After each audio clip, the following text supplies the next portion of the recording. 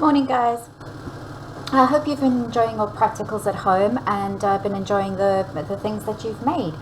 Today we are going to be making a British classic of scones, and scones are not that difficult. They've just got a couple of rules that you need to follow to make the best ones possible. And today we're going to be concentrating on the rubbing in method. So the rubbing in method is basically getting to distribute the amount of butter to flour equally. And we've got a lot of flour compared to butter.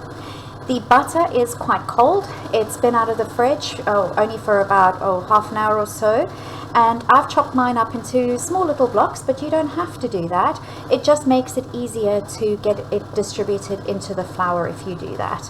So what I'm going to show you today is the way in which, and there's quite a few things that rock cakes, short crust pastry, well, the beginnings of a lot of pastries actually, doughs, because there is so little fat to flour ratio, you are going to do the rubbing in method so that you can distribute all that fat equally amongst the flour. Now, the reason for this is you don't want big lumps of fat. You'd end up with one lump of fat in one scone and no fat in the other scones. And fat is actually one of the main things that keeps things moist and it makes it tender. So we want to make sure that we can distribute that evenly throughout the mixture. And by doing the rubbing in method, it's the easiest way of doing that. So the rubbing in method, guys, you are going to pick up some flour and some butter, and you can use any butter. You can use margarine, you can use a mixture of butter and margarine. I like using butter because of the flavor. So what you're going to do is you're going to start off by squeezing the butter with some flour between your fingers. So it's a rubbing motion, hence the rubbing in method. And you're going to keep doing that. Guys, this will not take you a long time. In the beginning, you're going to have to push quite hard because your butter's quite hard. And just make sure that you keep on picking up some flour every time that you pick up the butter or chunks of butter. And you're going to keep doing, and it's a quick motion, guys. It's not you don't take a long time doing this. Try and use your fingertips because your fingertips are the cooler part of your hand, and that will keep your dough colder. Now, we want the fat to melt only when it hits the oven. So that's why it's important to keep your ingredients relatively cold. It's not like cake making, where in cake making we try and keep our ingredients at room temperature. When we're making doughs and pastries, more often than not, or not always the case, guys, depends on the kind of pastry you're making, but more often than not, it's keeping things cold that is the key. And you can see I'm doing this relatively quick now that I've broken up the majority of the bigger lumps of fat, and I'm taking my fingers and I'm going underneath so that I'm getting all the flour from the bottom of the bowl.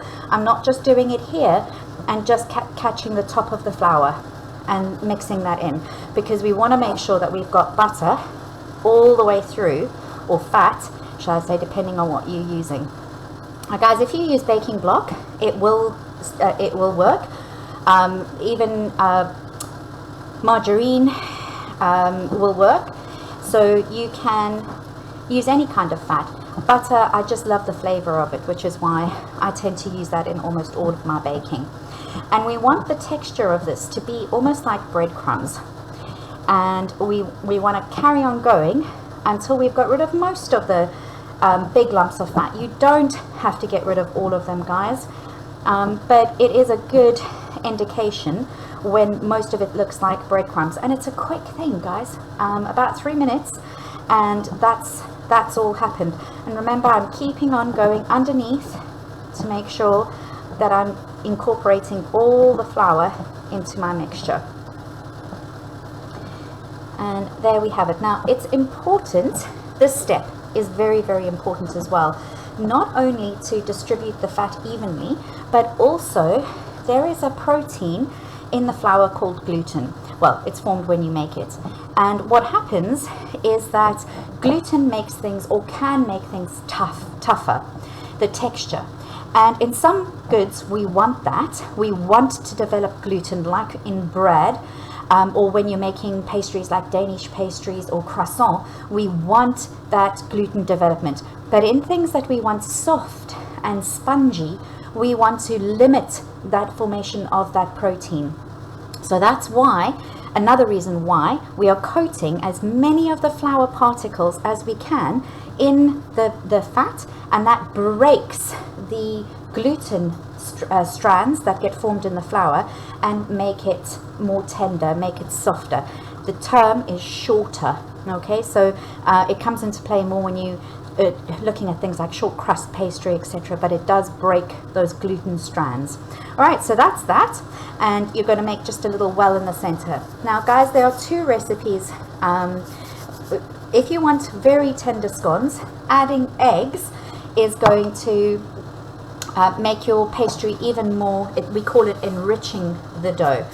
And I really love putting eggs in my scones, but if you don't have eggs, then just follow the recipe in your book.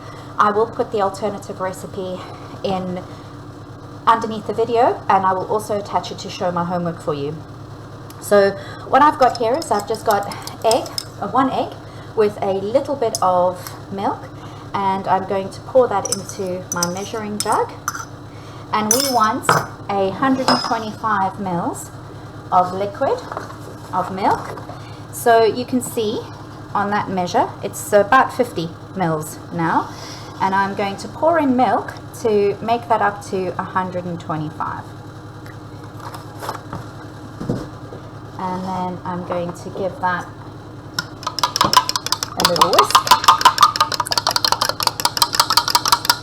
Now, it's important to note at this stage to add all your flavorings. I forgot the first time I made this, so I'm actually doing a second batch. So I have got my 50 grams of cheese because I'm making cheese scones, and because I love them, and I actually prefer cheese scones, the savory scones, to sweet scones. Now you're going to add most of your cheese. I love that little crust that it forms on it if you put some cheese over the top of the scones, so I'm going to keep a little bit back, not too much guys, you don't need a lot. And then I'm going to just mix that cheese through, and if you were using or just using a little bit of sugar, then great, just put your sugar in at this time. If you were using raisins or dried fruit, you would do exactly the same thing and put it in at this stage. Make a little well in the center, and then you're going to start adding your liquid. Now I like using a knife, but you can use a spoon. It just sticks to a spoon a bit more, I find, than it does a knife. So you're going to add, don't add all of it guys, add most of it. You're going to leave back probably about 50 mils of the mixture, just in case.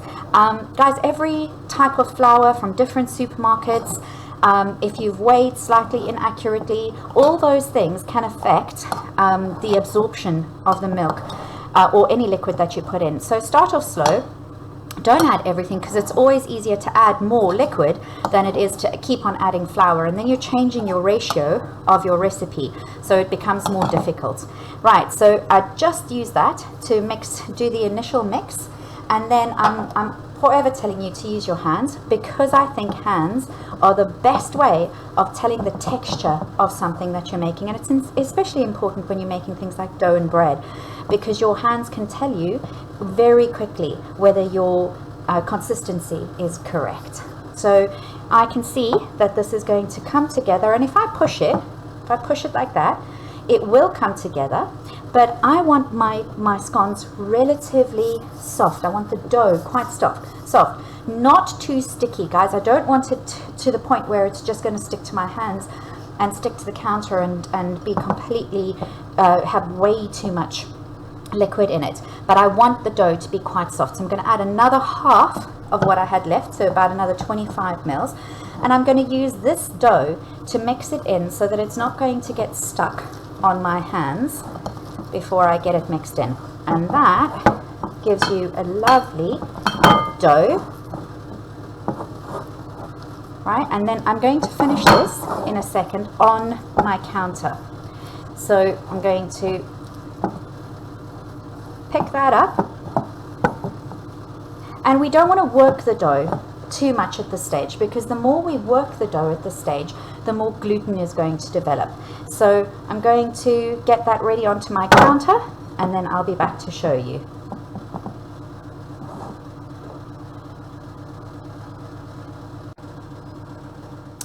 Right guys, so I've got my dough, and again, remember, I don't want to change the ratio of my dough, so I'm literally just going to put a little bit of flour. Please don't put too much, because you will make it dry, and then the point of keeping your dough slightly sticky is you did that for nothing. So you can see, although the dough is really quite wet, it's not really sticking to me anymore. I haven't added any flour since I've taken it out of the bowl. Now, there are two things that you can do here. You can use a rolling pin, but I really don't find that it's necessary with scones, guys. I never have. So unless you're making really big amounts of scones. So put a little bit of flour over the top and a little bit underneath, and then I just like to push it with my hands. And don't worry about the cracks and things, guys. You're making something that's homemade. You want it to look rustic. You don't want it to look all perfect. You want it to look beautiful, and one of the things that makes it look beautiful is that it's homemade. So at this stage, make sure, I've already got my oven on, and make sure you've got a tray with some baking parchment in the bottom already, and make sure that you've got your cutters ready. So you can choose how big to make your scones. I like relatively small scones, but you can make them any size that you want to. Now, traditionally, when you use the cutters, if you use a straight edge, it means your filling is savory, like cheese. If you use a fluted cutter, it means that your scone is sweet. But guys, really, these days, most people have forgotten that actually, so it doesn't really matter. And of course, for home, does it matter at all? Now, what I want you to notice is I do not push my dough out too thin. Otherwise, you're going to have biscuits. You're not going to have scones, right? And make sure that the middle is the same height as the end. Otherwise, you're going to have really big scones that are cut from the middle, and they're going to get thinner and thinner as you get to the outside. So just make sure it's relatively even. And then another tip for scones is I'm just popping my cutter into some flour just so that it doesn't stick. And the next thing is, don't twist your cutter when you are pushing it into the dough. Make sure that you don't put it right in the center so that you get as many scones out as you can. Just push it down and wiggle. Do not twist. And once you've wiggled, right, there we go. And that's your perfect little scone that's going to go onto your tray. Now I'm going to carry on doing this. That one's a little bit, and I'm going to do that little wiggle,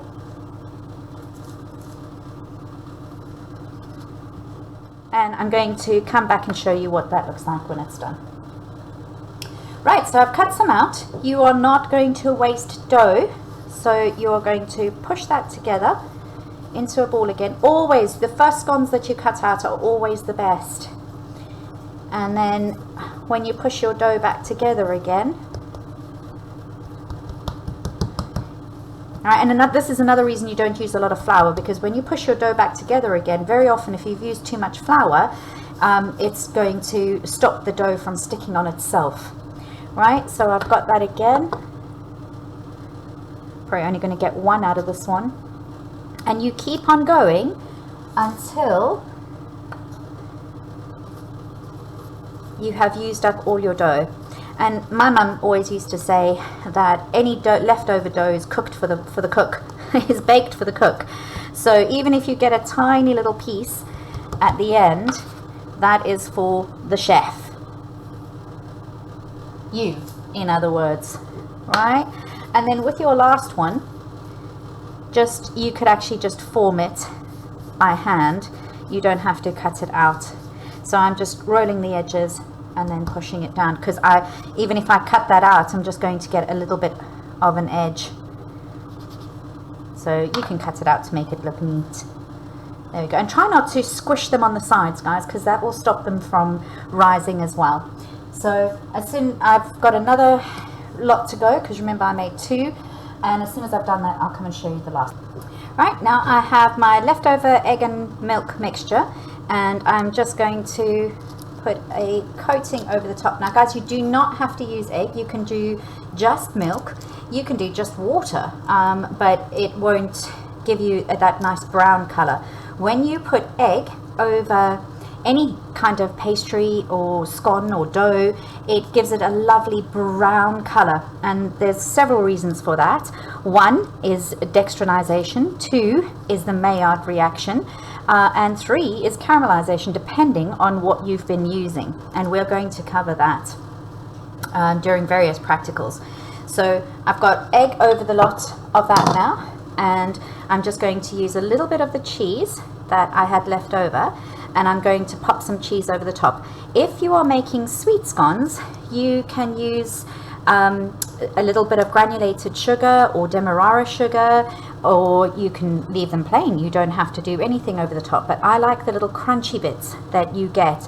Even if you were doing the sugar, you get a lovely little crunchy top of the scone, and it's the best bit of the scone as far as I'm concerned.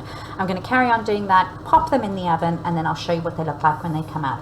One point is try not to get cheese or egg running down the side.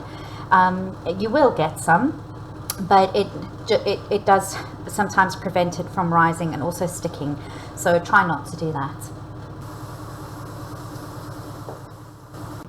Right, now guys, these have come out of the oven, and to test whether your scones are done, just pick them up, be careful, and tap them on the bottom, and if they sound hollow, they are done. All right, and they must be light. Okay, you'll feel if they're light. So now take them off and pop them onto a cooling rack as soon as you can, so that they don't go soggy at the bottom. All right. And then the last thing I want to show you is a lot of scones will actually crack right in the middle, and all you have to do is pull them apart. Alright, and guys, because scones have got such little fat in them, they don't keep well. So if you want to make them beforehand, what I would recommend that you do is make the dough, cut them out, and then freeze them.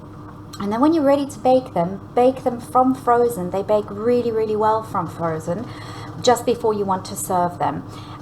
Or you serve them quite soon after they've come out of the oven, because they don't keep for a very long time. But that's not to say that if you pop them in the microwave for about 10 seconds the day after, they won't be just as nice. Enjoy making your scones, guys. Let me know whether you've made savory or sweet, and I'll see you in class.